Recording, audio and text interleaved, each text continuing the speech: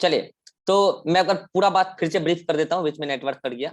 पहले मैं टिटेनी वाली बात को फिर पूरा ब्रीफ कर देता हूँ फिर से। मैंने सिंपल सा समझा कि टिटेनी में भी muscle contraction, sustain muscle contraction होता है, और सस्टेन मसल कॉन्ट्रैक्शन टिटेनस में भी होता है, मतलब स्पाज्म, वो कहलाता है स्पाज्म, ठीक है।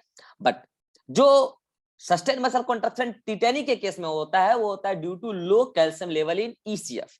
एक्स्ट्रा सेलुलर फ्लूइड में अगर कैल्शियम होगा तो ब्लड में भी कम होगा, जाहिर सी बात है, क्योंकि ब्लड से ही कैल्शियम का ट्रांसपोर्ट होता है। अब जो है, ये जो ब्लड कैल्शियम लेवल या ईसीएफ कैल्शियम लेवल लो हुआ, इसका दो कारण हो सकता है। एक तो आप खाते ही नहीं हो कैल्शियम, डाइट में नहीं है आपका। दूसरा हो सकता है कि आप खाते तो अच्छा खासा हो, लेकिन आपके बॉडी के अंदर पैराथायराइड हार्मोन की कमी हो गई है किसी कारण से। दोनों कारणों से, क्योंकि पैराथायराइड हार्मोन ब्लड में कैल्शियम लेवल को बढ़ा के रखता है, इससे ब्लड कैल्शियम लेवल को बढ़ा के रखता है। कैसे रखता है मैं बता चुका एंडोक्राइन में, ठीक है। तो अगर उसकी कमी हो जाएगी तो hyposecretion of parathyroid hormone will lead to low calcium level in ECF.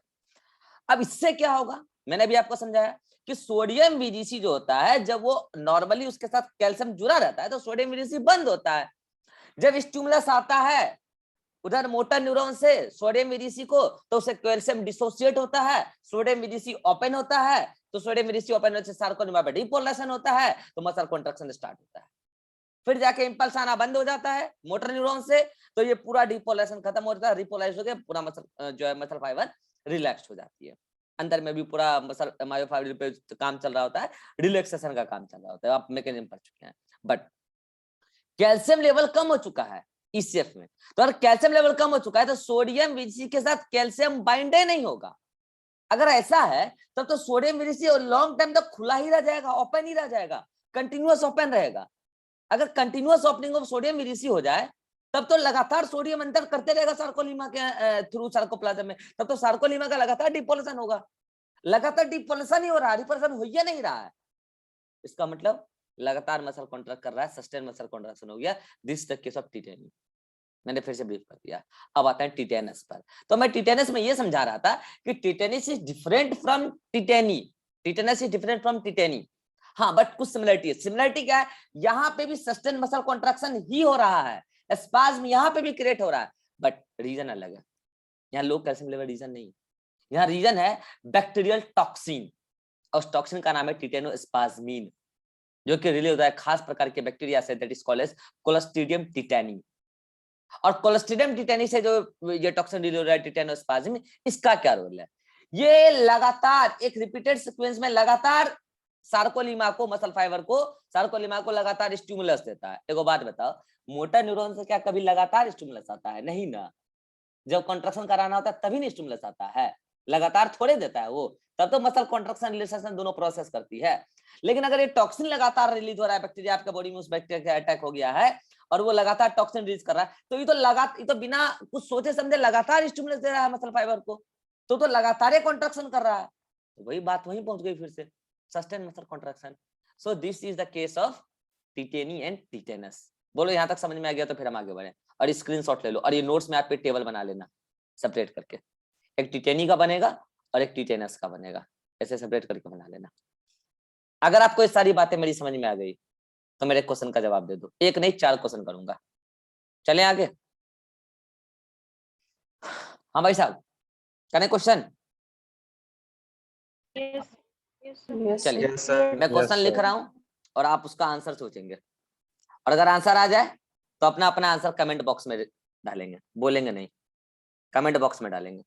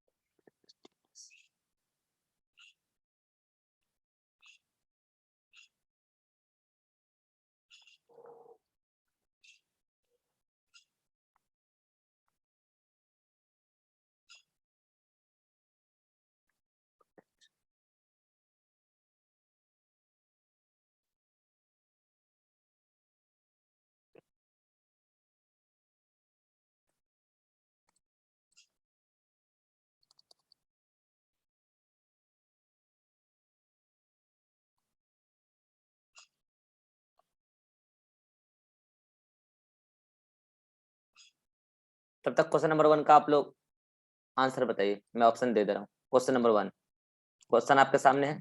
पहला ऑप्शन, पहला ऑप्शन तो देख लो भाई। टिटेनी टिटेनी बोलने लगे।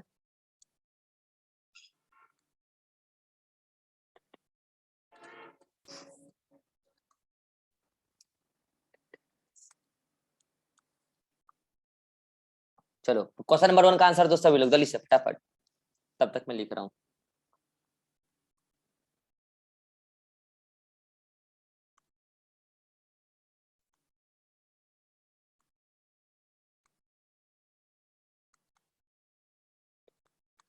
सभी लोग आंसर लिखे 4 सेकंड में फटाफट।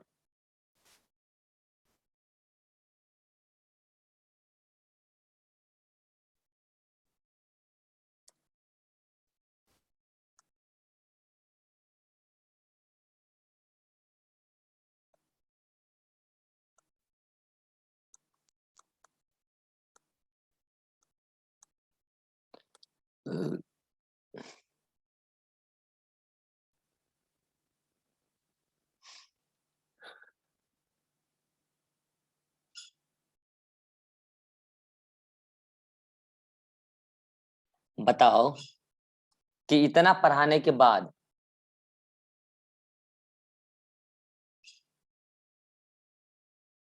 बताओ इतना पढ़ाने के बाद भी सभी बच्चा का आंसर गलत है।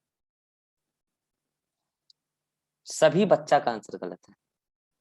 किसी ने आंसर दिया है टिटेनी, मोस्ट ऑफ द बच्चों ने आंसर दिया टिटेनी, और फिर कुछ बच्चों ने आंसर दिया एस्पाज्म।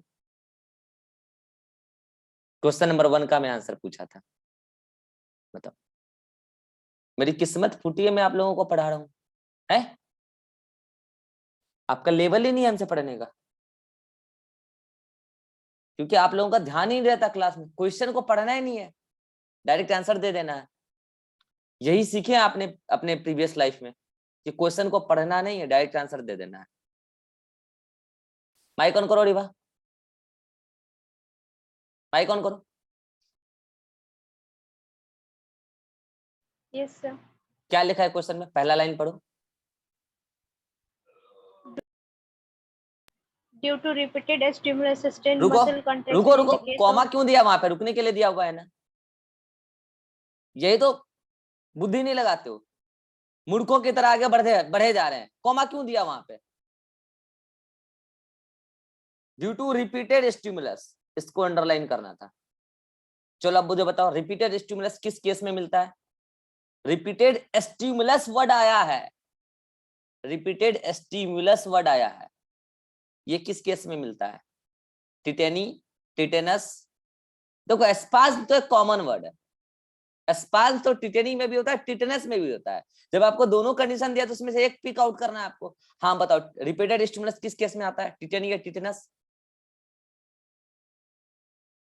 रिवा, टिटेनस। और वो उसके लिए जिम्मेदार कौन है रिपीटेड स्टिमुलस के लिए। हाँ, अरे कौन है जिम्मेवार, चलो देख के बोल दो कौन है जिम्मेवार रिपीटेड स्टिमुलस के लिए।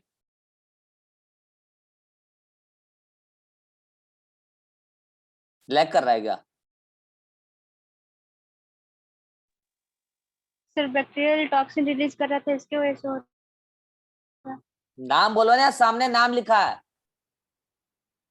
टेटनस क्या है, अस्पाज टिटेनोस्पाज्मिन, टेटेनोस्पाज। उसकी वजह से हो रहा है सस्टेन मसल कॉन्ट्रैक्शन। अब बताओ आंसर क्या होगा। जल्दी बोलो। टेटेनस। हाँ भाई, और किसी को कोई डाउट है टिटनेस में आंसर में।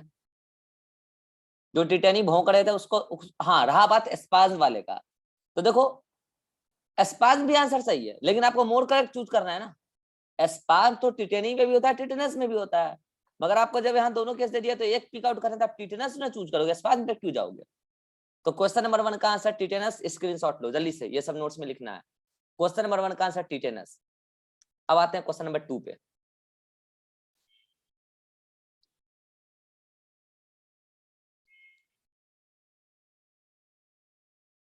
क्वेश्चन नंबर 2 में लिख रहा हूं यहाँ पे,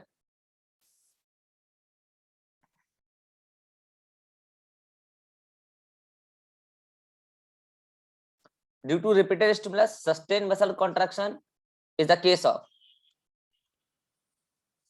ऑप्शन है स्पाज्म, टिटेनी, मस्कुलर डिस्ट्रॉफी,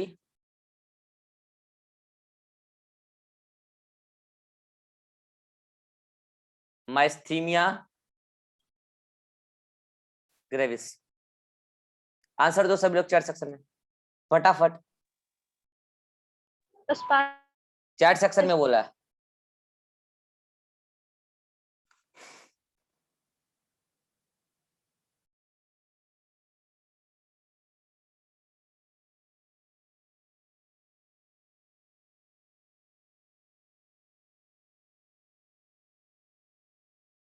अब आ गया सही आंसर सबका स्पाज्म, तो नाउ आंसर इज स्पाज्म।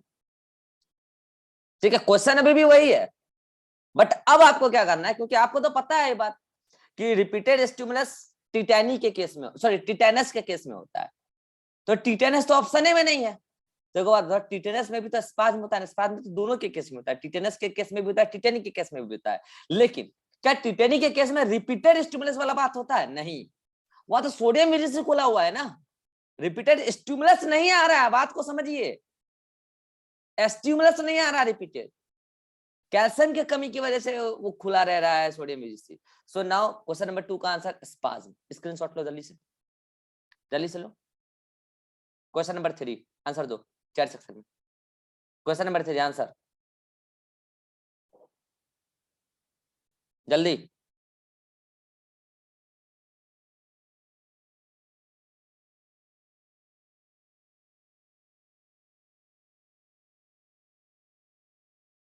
ठीक है, टिटेनी आ रहा है समझ में, टिटेनी आंसर इज थर्ड, मतलब सेकंड टिटेनी। कारण समझ में आ गया ना।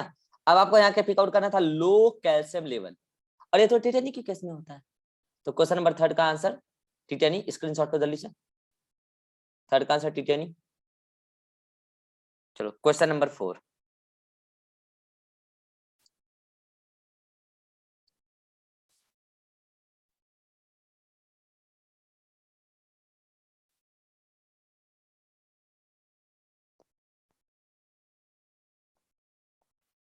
मैस्थीमिया ग्रेविस, एमजी मतलब महात्मा गांधी नहीं है, मैस्थीमिया ग्रेविस। आंसर दो question number 4, question number 4, question number 4।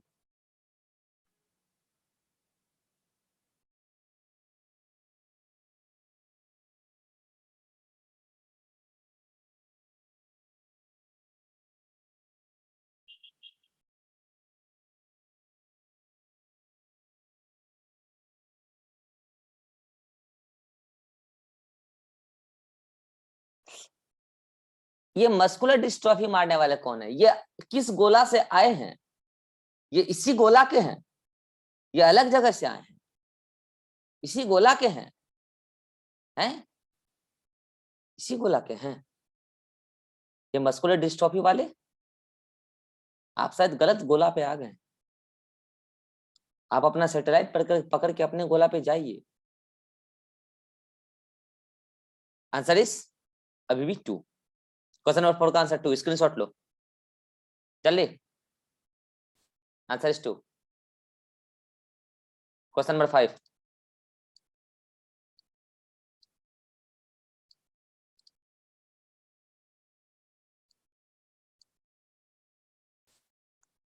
Question number 5 का आंसर लिखो जल्दी से, 5।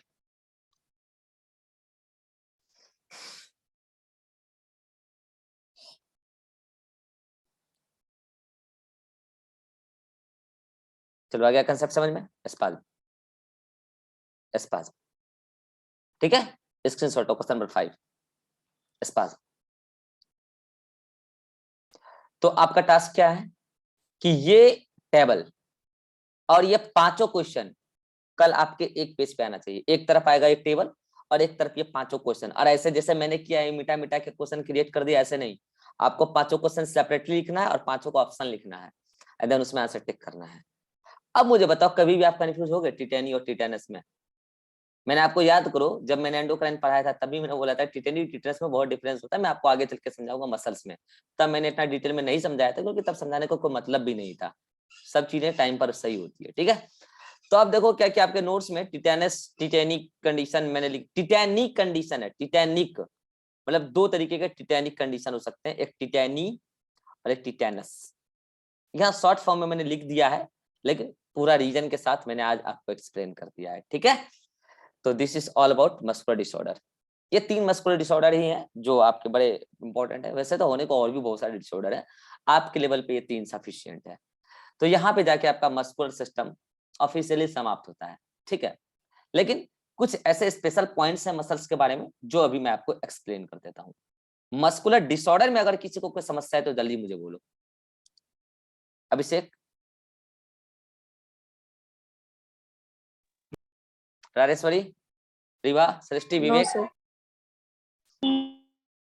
नो चलिए, सर। तो अब मैं आपको एक एक करके स्पेशल पॉइंट समझाता हूँ।